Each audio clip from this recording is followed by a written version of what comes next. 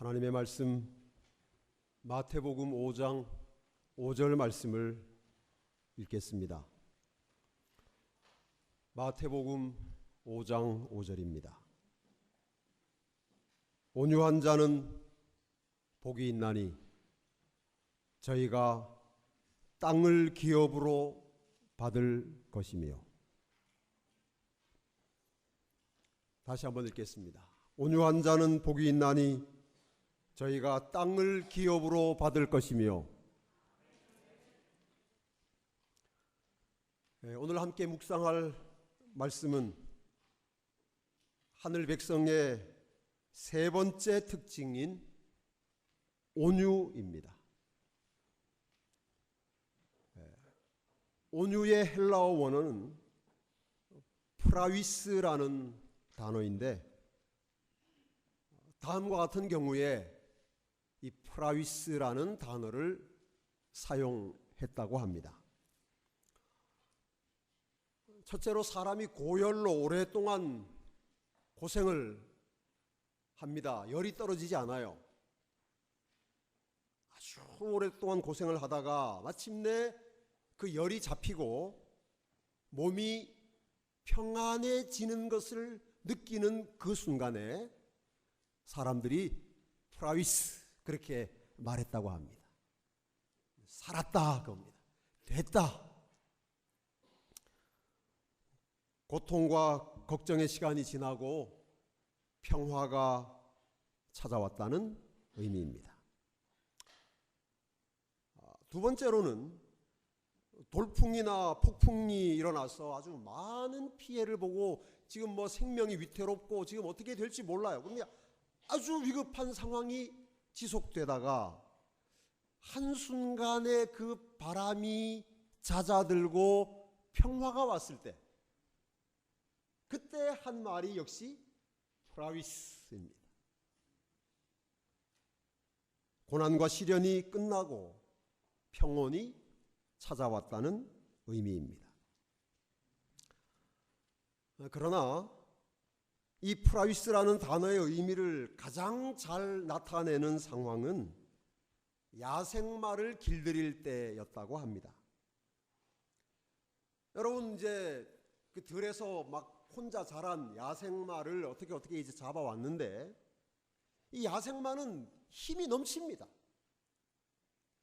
그런데 그 힘 때문에 위험한 것입니다. 올라탈 수 없어요. 야생마는 사람이 올라가면 떨어뜨려 버리고 그냥 사정없이 질주하지만 멈추게 할 수 없기 때문에 대단히 위험한 말입니다. 그래서 이 야생마를 잡아서 오랫동안 훈련을 거듭해서 더 이상 사람에게 위협이 되지 않고 주인이 원하는 대로 제어할 수 있게 되었을 때, 그때 하는 말이 프라위스입니다. 됐다. 이제 이놈은 내 마음대로 제어할 수 있다. 주인의 뜻대로 사용할 수 있게 되었다. 그런 뜻으로 사용한 말이 프라위스. 다시 말해서 오늘 우리가 읽은 말씀에 무슨 단어요? 온유. 온유는 그런 의미를 담고 있는 단어입니다. 그러므로 온유는 무기력, 연약함, 우유부단, 줏대 없음, 이런 것하고 아무 상관이 없는 단어입니다. 오히려 온유는 안에 강한 힘이 있습니다. 능력이 있습니다. 폭발할 수 있는 에너지가 있습니다. 그러나 그것을 통제하는 힘을 갖추었을 때 그것을 뭐라고 그래요? 그것을 온유라고 합니다. 어떤 분이 프라위스 하셨는데 대단하십니다. 그게 온유예요. 힘이 없는, 힘이 있어요. 능력이 있습니다. 그러나 그것을 잘 통제할 수 있는 힘을 갖춘 사람을 하나님의 말씀은 온유한 사람이라고 표현한 것입니다. 증언보감 3권에는 온유가 이렇게 설명되어 있습니다. 온유는 기쁜 마음으로 고통을 당하고 시련을 견디는 귀한 은혜이다. 온유는 참을성이 있고 모든 형편 아래서 행복하기를 힘쓴다. 모든 형편 가운데서 행복하기를 힘쓰는 것이 온유입니다. 온유는 항상 감사하고 심령으로 하나님께 찬양하고 자신의 축복된 노래를 가지고 있다. 온유는 실망과 학대를 참고 보복하지 아니한다. 다시 교회 증언 2권에는 이렇게 기록되어 있습니다. 부드럽고 용서할 줄 알며 욕을 먹으나 욕하지 않고 겸손히 배우는 정신을 나타내는 자, 자신을 높이지 아니하는 온유한 자는 복이 있나니 저희가 땅을 기업으로 받을 것이며. 저는 이 복된 안식일에 하나님의 집에 올라오신 우리 서울중앙교회에 속한 모든 믿음의 가족들이 하나님의 말씀과 증언에 기록된 온유한 하나님의 아들, 딸들이 되시기를 간절히 바랍니다. 우리가 온유한 사람이 될 때 예수께서 약속하신 대로 땅을 기업으로 얻게 될 것입니다. 여러분, 온유하면 떠오르는 사람이 있죠. 혹시 여러분 가정에 온유라는 이름을 가진 식구 있습니까? 제가 우리 교회 가족들 명단을 봤는데 기억에는 없어요. 온유 없는 것 같아요. 요즘 온유라는 이름을 많이 짓습니다. 그런데 여러분, 성경에서 온유하면 떠오르는 사람이 있어요. 누굽니까? 예, 모세입니다. 민수기 12장 3절에 보면 이 사람 모세는 온유함이 지면의 모든 사람보다 승하더라, 이렇게 기록되어 있어요. 그러니까 모세의 온유함은 이 세상에 있는 모든 사람들보다 한 단계 높다, 그런 말입니다. 그래서 모세는 온유함의 대표 선수라고 해도 틀린 말이 아닙니다. 근데 여러분, 모세가 언제 온유한 사람이 되었을까요? 모세가 온유한 사람으로 타고났을까요? 여러분, 하나님은 우리가 타고난 것 가지고 절대로 뭐라고 하지 않으세요. 네. 타고나기를 그렇게 타고났기 때문에 너 잘한다, 착하다, 그렇게 칭찬하지도 않으시고 타고난 것 때문에 우리를 책망하지도 않으십니다. 하나님이 우리를 책망하시는 이유는 우리가 잘하지 않을 때 그렇게 하시는 거예요. 모세는 온유한 사람이 아니었습니다. 원래 우리가 잘 아는 대로 모세가 자기의 동족을 괴롭히는 애굽 사람을 보고 참을 수가 없어서 한 주먹에 해결한 사람입니다. 한 방에, 정말 한 방에 사람을 죽일 정도로 참지 못하는 사람이 모세였어요. 그런데 이 모세에 대해서 하나님 말씀하시기를 모세는 온유함이 지상의 모든 사람보다 더 낫다고 그러셨으니 도대체 이 모세가 언제 온유한 사람이 된 것입니까?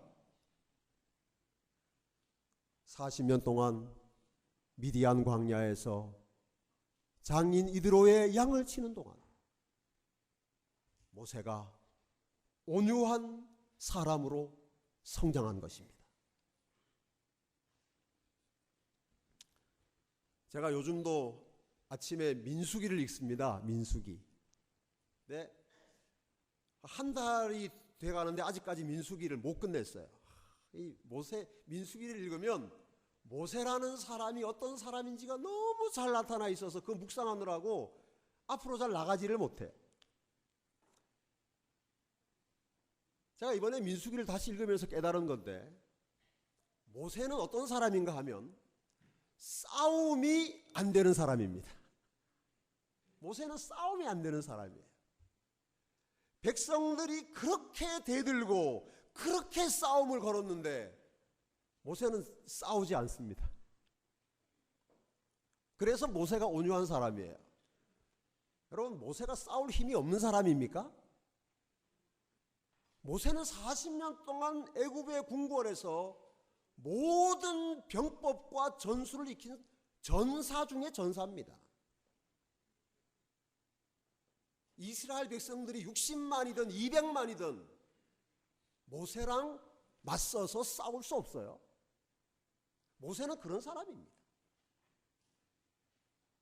그런데 이 백성들이 그렇게 모세에게 대들고 싸우고 그래도 모세는 안 싸웁니다. 싸움이 안 돼요. 싸움을 받아줘야 싸우죠. 여러분, 백성들이 그렇게 할 때마다 모세가 어떻게 했는 줄 아십니까?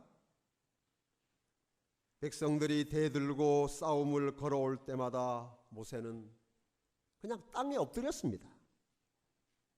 변명하지도 설명하지도 화를 내지도 않았습니다.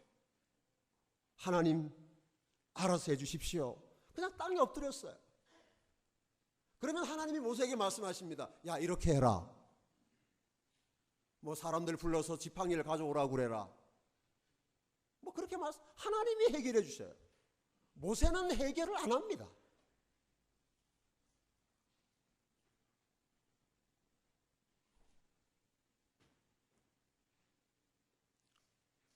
여러분, 우리가 모세의 경험을 통해서 깨달아야 할 대단히 중요한 교훈이 있는데, 온유는 타고나는 것이 아니라 훈련하여서 얻게 되는 품성의 특징이라는 사실입니다. 그러므로 모든 그리스도인은 온유해야 합니다. 온유하게 태어난 사람만 온유해야 되는 것이 아닙니다. 그것은 복음이 아니에요. 그것은 성경의 가르침이 아닙니다. 모든 그리스도인이 마음이 가난해야 하고, 모든 그리스도인이 애통해야 하고, 그리고 모든 하나님의 자녀는 뭐 해야 합니까? 온유해야 합니다.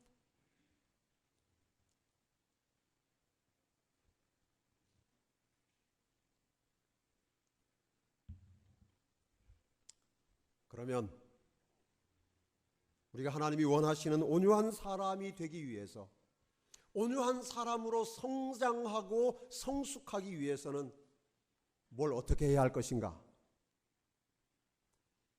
오늘 그 중요한 비결, 성경이 말하는 방법 몇 가지를 여러분과 함께 생각해 보려고 합니다.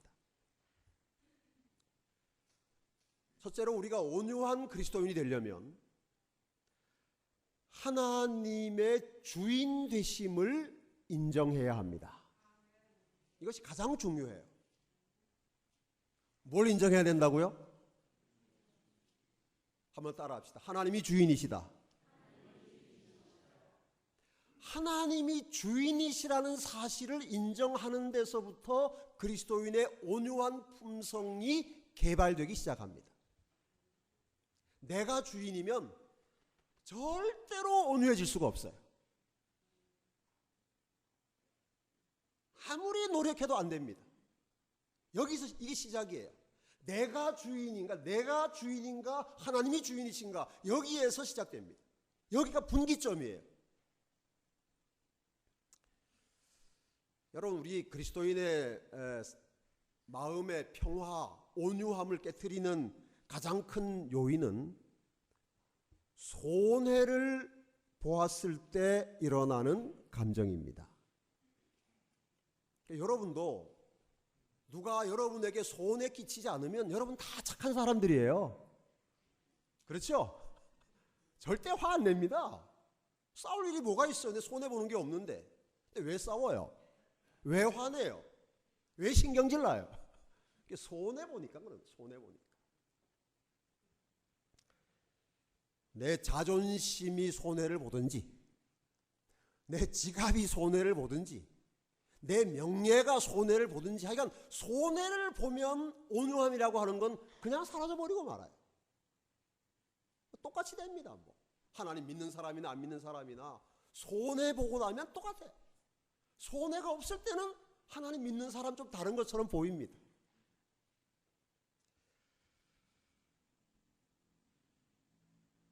여러분, 내 것을 내가 지켜야 한다는 생각, 스스로 내 자신을 보호해야 된다는 생각 때문에 분노하고 흥분하고 싸우고 공격하고 그렇게 됩니다. 한 걸음만 물러서면, 한 번 손해보면 마치 내 인생이 끝날 것 같은 위기감을 갖습니다. 그 결과로 온유가 우리의 마음속에 자리를 잡을 여지가 사라져버리고 마는 것입니다. 제가 좀 부끄러운 이야기를 하나 하겠습니다. 제가 영남 앞에 청소년 부장으로 섬길 때 1년에 거의 4만 킬로 운전을 했습니다. 교회에 있을 때는 2만 킬로 정도, 1년에 보통 2만 킬로 정도 운행을 했는데 청소년 부장 일을 하니까 1년에 4만 킬로, 근데 그것이 다 출장입니다. 영남에 있으니까 쭉 서울로 많이 다니고 군봉사부장 겸임하니까 군인들 방문을 1년에 2번씩 하는데 한 번씩 갔다 오면 그냥 1000km, 2000km씩 막 올라가요. 주행거리가.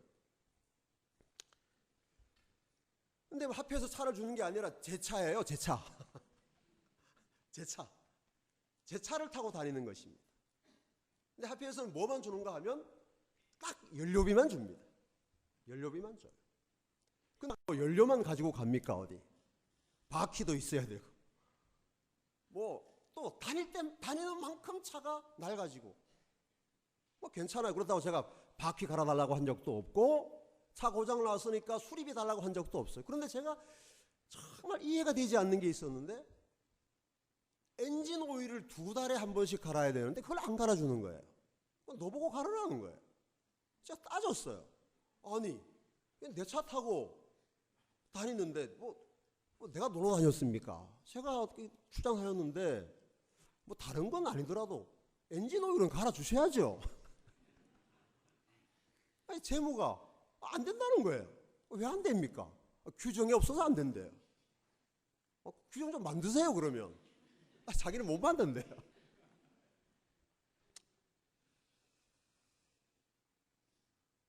제가 여러 번 이야기했어요. 이건 옳지 않습니다.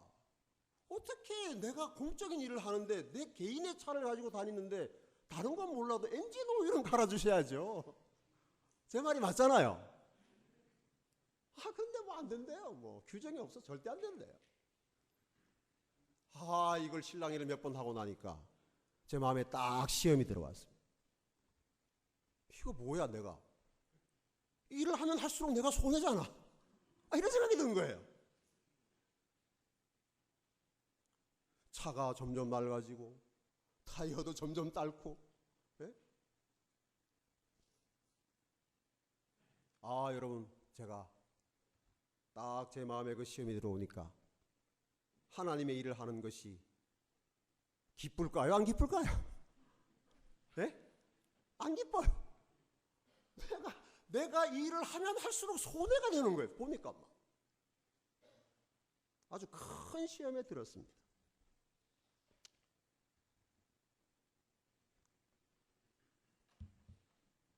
네, 어느 날 1년이 지나고 또 이제 전방에 군인 방문할 때가 됐어요. 해서 출장을 나섰는데 갔다 오면 엔진 오일을 딱 갈아야게 되겠더라고요. 제가 그 출장을 나서는데 아주 기분이 안 좋았어요. 불평과 원망이 가득한 마음으로 운전을 해서 대구에서 올라와서 축풍령 고개를 넘어오는데 한 1시간쯤 걸립니다. 여기까지 오는데 1시간 내내 제 마음에 뭔가 불편한 거예요. 근데 갑자기 제 마음에 이런 소리가 들렸습니다. 네가 타고 다니는 차가 누구 차냐? 갑자기 그런 생각이 들었어요. 그래서 제가 대답했습니다. 내 겁니다. 근데 사실 그 차는 제 차가 아니에요. 제가 산 게 아니고 저는 차 살 돈이 없었는데 저희 아버지가 하여간 뭐 어떻게 해가지고 그 차를 사주셨어요. 그래도 제 이름으로 등록이 돼 있고 제가 타고 다니니까 제 거죠. 그래서 제가 제 겁니다. 그런데 제 마음에 또 소리가 들렸습니다. 정말 네 거냐? 네가 주인이냐?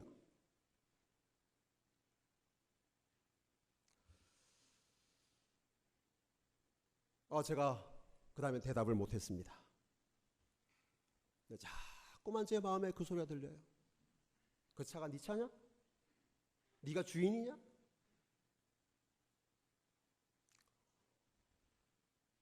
제가 운전을 계속할 수 없었습니다. 갓길에 차를 세우고 기도했습니다. 하나님, 잘못했습니다. 이 차 제 차가 아닙니다. 제 육신의 아버지가 사주었지만 우리 아버지 차도 아닙니다. 하나님이 아버지에게 주신 돈으로 산 차이기 때문에 이 차는 하나님 차 맞습니다. 그동안 제가 하나님 차 타면서 마치 제 차 타는 것처럼 했습니다. 잘못했습니다.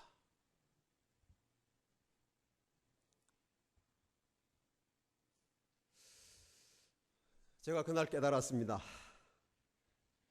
엔진 오일 교환하는 비용이 제 지갑에서 나오는 돈이든 화폐 통장에서 나오는 돈이든 똑같이 하나님 돈이라는 걸 제가 그날 처음 알았습니다. 저는 제 지갑에 있으면 제 건 줄 알았어요.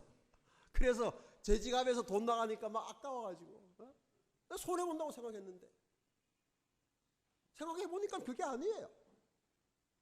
화폐에 있는 돈도 하나님 거고 제 지갑에 있는 돈도 하나님 거고 돈만이 아니라 내 인생 자체가 하나님 건데 내가 무슨 손해를 보고 말고 할 것이 없다는 사실을 제가 그날 처음으로 깨달았습니다. 그날 제가 회개하고 하나님의 주인 되심을 철저하게 인정했습니다. 하나님, 다 하나님 겁니다. 다 하나님 겁니다. 제가 엔진 오일을 한 달에 한 번씩 갈아도 괜찮습니다. 그런 마음이 들었어요. 제가 다시 출발해서 군인들을 만나러 가는데 얼마나 마음이 기쁘고 행복한지 노래가 저절로 나왔습니다. 하나님의 주인 되심을 인정하고 나니 마음에 참된 평화가 찾아온 것입니다. 사랑하는 성도들이시여, 우리가 하나님의 주권을 인정하면 조급한 마음이 없어집니다. 다 하나님 거예요. 내한테 있어도 하나님 것이고 김장로한테 있어도 하나님 거예요. 그러니까 김장로님 나보다 좀 더 많이 가졌다고 불평할 거 없어요. 하나님 거예요. 손해를 봐도 안달복달하지 않습니다. 왜냐? 내게 아닌데 뭘? 내게 아닌데 왜 내가 그래요? 하나님 것인데. 그런데 너무너무 감사한 것은 하나님은 절대로 손해를 안 보신다는 거예요. 여러분, 하나님이 손해 보시는 거 본 적이 있어요? 절대로.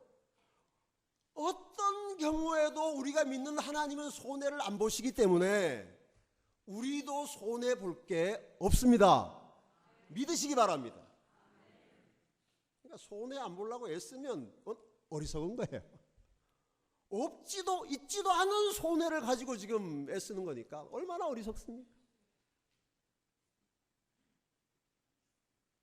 우리 집에 있으나 하나님 집에 있으나 똑같이 하나님 거예요. 여러분 집에 있다고 여러분 건 줄 착각하시면 안 됩니다. 그것도 다 하나님 거예요. 하나님의 집에 있는 것도 하나님 거예요. 그러므로 주인도 아닌 우리가 손해를 봤다고 흥분하고 분노해서 마음의 평화가 깨트려지는 것은 월권입니다. 월권. 우리는 그렇게 할 자격이 없어요. 그래서 하나님의 절대 주권을 깨달았던 욥은 이렇게 고백했지 않습니까? 주신 자도 여호와시요 취하신 자도 여호와시오니 여호와의 이름이 찬송을 받으실지어다. 아멘. 사랑하는 여러분, 여러분의 일상생활에서 하나님의 주인 되심을 인정하시기 바랍니다. 그러면 우리가 온유한 그리스도인으로 살아갈 수 있게 됩니다. 싸울 일이 쫙 줄어듭니다. 속상하고 따지고 그렇게 할 일이 거의 사라집니다. 왜냐하면 이 모든 것의 주인은 내가 아니라 우리 하나님이시기 때문입니다.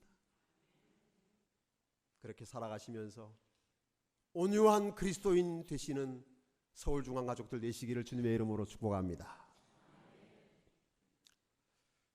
두 번째로 우리가 온유한 그리스도인 되려면 억울함을 하나님께 맡겨야 합니다. 손해보는 것과 억울한 것이 같기도 하지만 좀 다릅니다. 억울한 것. 여러분, 우리가 참을 수 없을 만큼 부당한 대우를 받았을 때, 정말 내가 잘못한 것이 없는데 비난받고 공격받을 때, 내 진의가 그것이 아닌데 사람들이 철저히 오해하고 내게서 돌아설 때 억울하죠. 그런 경험 좀 해보셨습니까? 저도 정말 억울했던 적이 있어요. 많아요.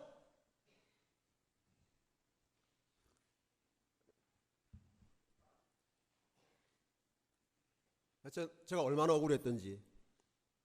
좋아, 내가 목사 그만하겠어.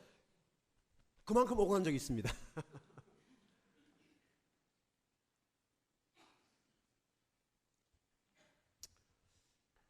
세상에서는 우리가 억울한 일을 당해도 뭐 세상이 그러니까 하고 이렇게 어느 정도 우리가 이제 넘어가는데, 특히 문제가 되는 게 뭔가 하면 교회 안에서 억울한 일을 당할 때요. 이건 막 참을 수가 없어요. 아니, 교회가 이럴 수 있어, 이제 이런 생각이 드는 겁니다. 뭐 합회가 이래? 연합회가 이래? 막. 여러분도 똑같은 일이 일어나도 저 인사동에서 일어나는 건 괜찮지만 견지동 74-2번지에서 일어나면 정말 못 참잖아요. 화납니다. 막. 어떻게 이럴 수가 있냐.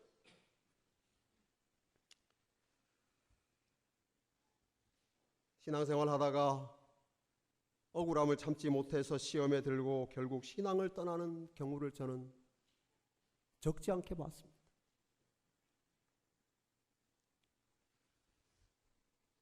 이 억울함을 잘 취급을 못하면 온유고 뭐가 없습니다. 그냥 얼마나 사나워지고 공격적이 되고 나가서 아주 자포자기하게 되는지 모릅니다. 심각합니다. 그래서 이 억울한 감정을 잘 다스리는 것이 정말 그리스도인에게 중요해요.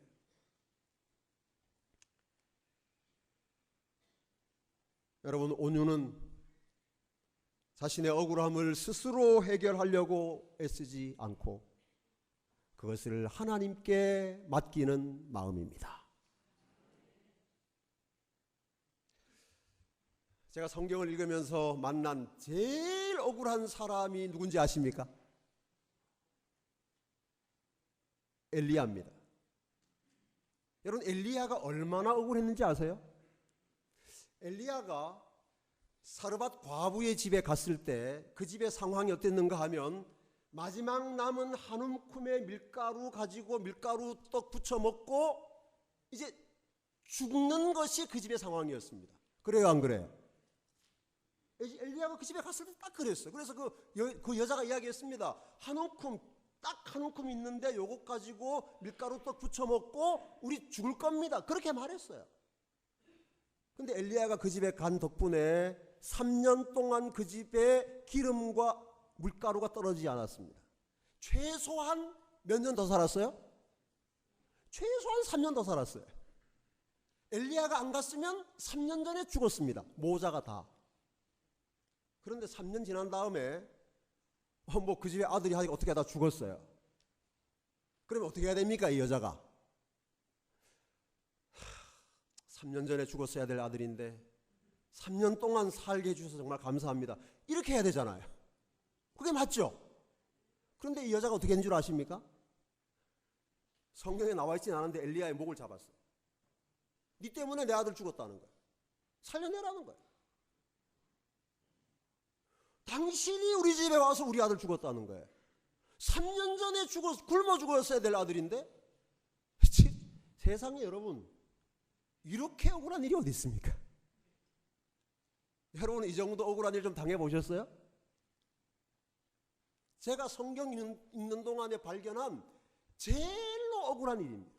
이건 뭐 말도 안, 정말 적반하장도 유분수예요. 엘리야가 어떻게 한 줄 아십니까? 그 여자한테 한마디도 말 안 했습니다. 3년 전이 어땠다 지금이 어땠다 아무 말 안 했습니다. 죽은 아이를 끌어안고 다락으로 올라가서 하나님 앞에 내려놓고 기도했습니다. 하나님, 제가 억울합니다. 제 억울함을 좀 풀어주십시오. 하나님이 엘리야의 억울함을 풀어주셨나요? 풀어주신 정도가 아니었습니다. 그 억울함을 통해서 엘리야를 높이고 영예롭게 하셨습니다. 그 억울함을 통하여 엘리야는 죽은 사람을 살리는 하나님의 사역에 동참하게 되었기 때문입니다.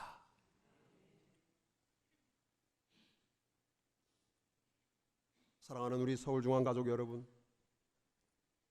여러분이 세상 살면서 만나는 모든 억울함을 하나님께 맡김으로 온유한 그리스도인들이 되시기를 바랍니다. 교회 생활하는 중에도 억울한 일이 얼마나 많습니까? 오해받는 억울함, 내 마음 몰라주는 억울함, 인정받지 못하는 억울함, 부당한 공격을 받는 억울함, 세상에도 있고 교회 안에도 있습니다. 그러나 여러분의 그 억울함을 하나님은 다 아십니다. 목사는 모르고 장로는 몰라도 하나님은 아십니다. 남편이 모르고 아내는 몰라도 하나님은 아십니다. 내 부모가 모르고 내 자식이 몰라도 내 마음 깊숙한 곳에 자리 잡고 있는 억울함을 여러분의 아버지는 아십니다. 그러므로 여러분의 모든 억울함을 엘리야처럼 하나님께 가지고 가십시오. 그리고 하나님께서 여러분의 억울함을 통해서 얼마나 놀라운 일을 행하시는지를 목격하시기 바랍니다. 억울함을 하나님께 내려놓음으로 마음의 평화를 얻고 온유함을 누리는 우리 서울중앙 믿음의 가족들 되시기를 주님의 이름으로 축복합니다. 마지막으로 우리가 온유한 그리스도인이 되기 위해서는 하나님의 말씀으로 길들여져야 합니다. 제가 서두에 말씀드린 것처럼 이 프라위스라고 하는 단어는 주인에 의해서 길들여진 야생마를 표현하는 단어였습니다. 우리가 다 야생마 같은 사람들 아닙니까? 그렇죠? 내 마음 나도 모르잖아요. 내 마음 나도 모르잖아요. 그게 야생마예요. 어디로 튈지 몰라요. 무슨 짓을 할지 모릅니다. 여러분은 여러분 자신에 대해서 혹시 좀 안심이 되십니까? 아, 나 이만하면 그래도 저는 제가 너무 불안해요. 항상 저는 저를 정말 믿을 수 없어요. 이 야생마예요. 길이 덜 들어졌습니다. 그러니까 온유하게 살아가기가 힘든 것이죠. 여러분, 우리가 온유한 그리스도인이 되려면 더 많이, 더 철저히 하나님의 말씀에 의해서, 하나님의 사랑, 그분의 은혜, 그분의 섭리에 의해서 우리의 악한 본성들이, 죄된 성향들이 길들여져야 합니다. 그러므로 여러분 자신을 날마다 주님께 내어놓고, 주님, 당신의 사랑으로, 은혜로, 당신의 말씀으로 나를 길들여 주시옵소서, 이렇게 기도하셔야 합니다. 우리가 말씀에 의해 길들여지면 신앙생활이 너무 편하고 즐겁습니다. 너무 쉬워요. 길들여지지 않으면 늘 불편합니다. 힘들어요. 괴로워요. 억지로 해야 되니까.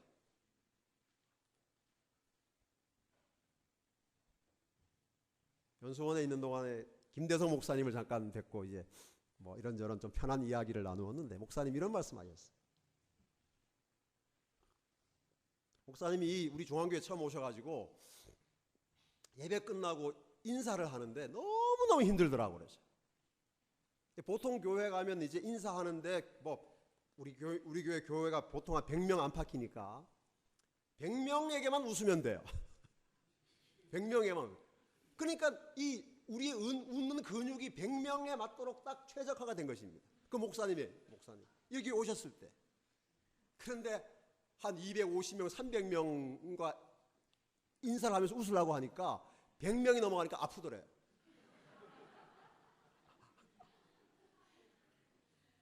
근데 제가 똑같은 경험을 지금 하고 있거든요. 진짜예요. 80명, 90명만 인사하면 끝나던 턱 근육이 150명, 200명 가니까 막 아파요. 근데 이제 한 달 지나니까 많이 괜찮아졌어요. 이게 목사님 말씀이. 그래서 처음에 그렇게 하다가 한 100명쯤 지나면 홀려가지고 막 이렇게 좀 마사지하고 그러시다. 나중에는 300명, 400명 돼도 아무 문제 없더라. 왜 이렇게 된 줄 아십니까? 길이 든 것입니다. 근육이. 성도들이시여, 하나님의 말씀으로 여러분의 영적인 근육을 길들이시기 바랍니다. 익숙해져야 합니다. 말씀대로 사는 것이 편해야 돼요. 기도하고 말씀 보고 구제하고 사랑하고 용서하는 것이 아주 편해야 합니다. 그걸 억지로 하니까 얼마나 힘들어요. 얼마나 괴로워요. 사람 만나기 싫어지는 것이죠. 교회도 오기 싫은 때가 있지 않습니까? 억지로 하니까.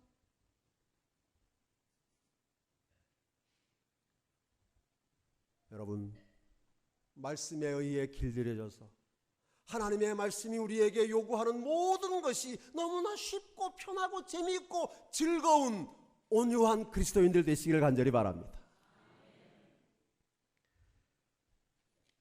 정글 지역에서 사역하던 선교사에게 소원이 한 가지 있었는데, 그것은 파인애플을 실컷 먹는 것이었습니다.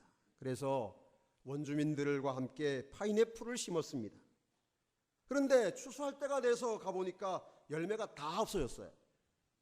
그래서 누구의 소행인가 알아보니까 자기를 도와서 그 파인애플을 심었던 원주민들의 짓이었습니다. 너무 화가 났어요. 그래서 어떻게 이럴 수 있느냐 그랬더니 이 사람들이 말하기를, 선교사님, 정글의 법칙은 심은 사람이 주인입니다.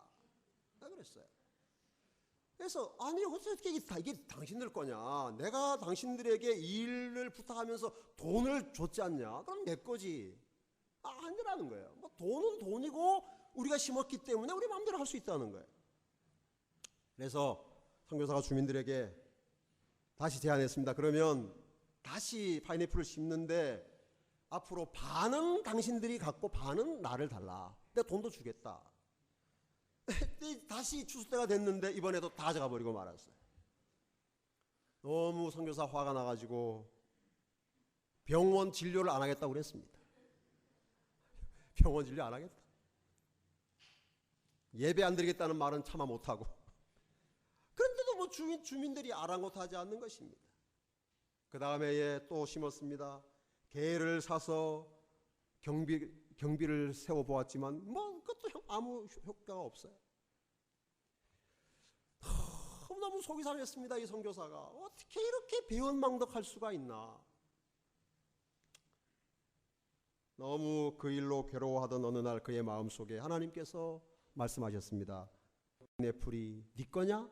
내 거지? 그런 말씀을 하셨다고 그래요. 그래서 이 사람이 그 파인애플 먹고 싶다는 생각 때문에 그 모든 것의 주인이 하나님이라는 사실을 잊고 있었다는 사실을 깨닫고 즉시로 회개했습니다. 하나님 맞습니다. 이것이 하나님 것인 것을 제가 망각했습니다. 모든 것의 주인은 당신이십니다. 이렇게 하나님의 것임을 인정하고 나니까 욕심이 없어졌습니다. 다음 해에 추수 때가 되었어요. 역시 원주민들이 다 가져갔습니다. 화가 났을까요? 안 났을까요? 화가 안 났어요. 그래서 뭐 그 다음에도 병원 진료도 하고 아무 문제가 없이 이렇게 하니까 원주민들이 이상해진 것입니다. 이러면 안 되는데. 찾아왔어요. 선교사님, 왜 이번에 화를 안 내십니까? 선교사가 대답했습니다. 그것이 내 것이 아니라 하나님 것이요. 그래서 내가 화를 낼 자격이 없어. 그때 원주민들이 이렇게 말했다고 합니다. 선교사님, 드디어 크리스찬이 되셨네요.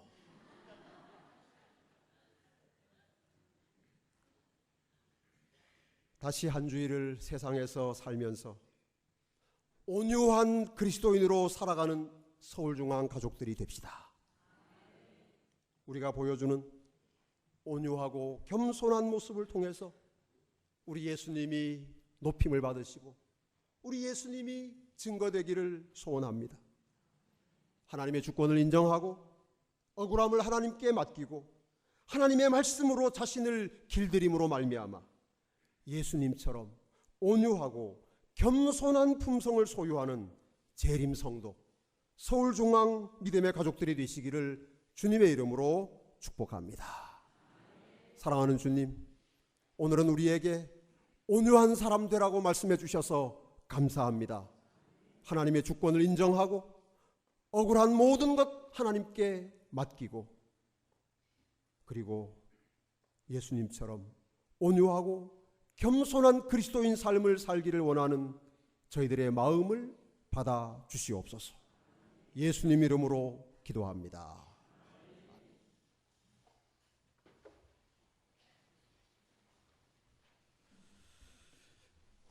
고린도후서 9장 7절 말씀입니다. 각각 그 마음에 정한 대로 할 것이요